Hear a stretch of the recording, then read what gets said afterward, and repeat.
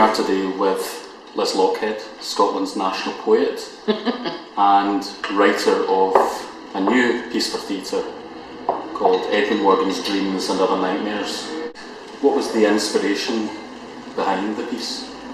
The inspiration was James McGonagall's wonderful biography of Morgan, which came out coincidentally just about a month or so after his death in August last year, so it's just over a year. He calls it A Life of Edwin Morgan, not The Life of Edwin Morgan. And I think that's very important because there are so many lives being lived by Eddie, you know, that he actually thought of himself as having different lives themselves. You know, that some of the last books that he wrote, his last major collection is called A Book of Lives. And they're not all his life, of course, but even the bits that are about his life are very different. Love in a Life, and that's Love in a Life, that's his own life. So it was this book that just absolutely seemed to call out to have a show made of it, one particular chapter. It was that, and also his last book, which came out, Eddie's own last book, which came out on his 90th birthday, just 2 or 3 months before he died. It starts with some dreams that Edwin had, and they're very disturbing dreams, and they disturbed him a lot. And they disturbed him a lot until he was able to make poems out of them. So from Jim McGonagall's biography, The Last Dragon. The Last Dragon, Beyond the Last Dragon. Beyond the Last Dragon. There was one particular passage, one particular story that we chatted about when we first met to talk about the commission, was the story of the horses, and I thought you might want to tell us about that. Well, in some ways I don't really want to tell you much about the individual dreams.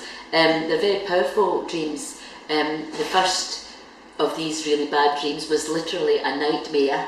It was this vision of somebody having to listen to somebody's fears and dreams and calm them down, and having to find a way of helping somebody through the last difficult bit of their life. I found it very, very moving. This makes it sound very gloomy. It's got a great ending. I'm not telling you about that either. I'm not telling you what it is because I don't want to spoil it. And there's nothing worse than spoilers, people that go on the review show and tell you what happens in the end. But all I want to say about this, it's not a gloomy piece, it's a very life-affirming piece in the end, but it's about Eddie facing up to the last dragon, which he did with the most amazing fortitude, bravery and creativity. I think it's about how for the creative spirit, the death of their creativity is the death, and as long as that can be kept alive, living in one room, things like that don't fundamentally matter to the human soul, as long as somebody as creative as Eddie is able to keep creative.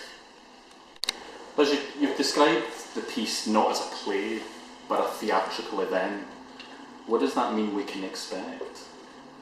Well, I've been very keen all the time, as Stephen's been putting out the publicity, to say this isn't a play, because it's not exactly a play, it's a theatre piece, it's a storytelling piece. I hope it won't be artsy-fartsy or incomprehensible, and maybe other people would have no problem with calling it a play. But when I say it's not a play, I mean it's not something that has a single story from start to finish. It's a kind of cabaret type thing. Yeah, there's a sense of different aspects of it being done by 3 actors. So it just means that it's an imaginative piece that's going to ask the audience to join a lot of the dots. But I hate arty theatre that doesn't tell a story. I was thinking, we were talking together, Stephen, you and I, about these wee pieces of me, these wee fragments that are in the last book. And there's this one called Glasgow. In the tram with my mother, I was 5 or 6. Drunk man leaned across, offered me a 6pence. Are you a good boy? Sure you're a good boy. I wasn't so sure. My mother hissed. Take it, always take what a drunk man gives you.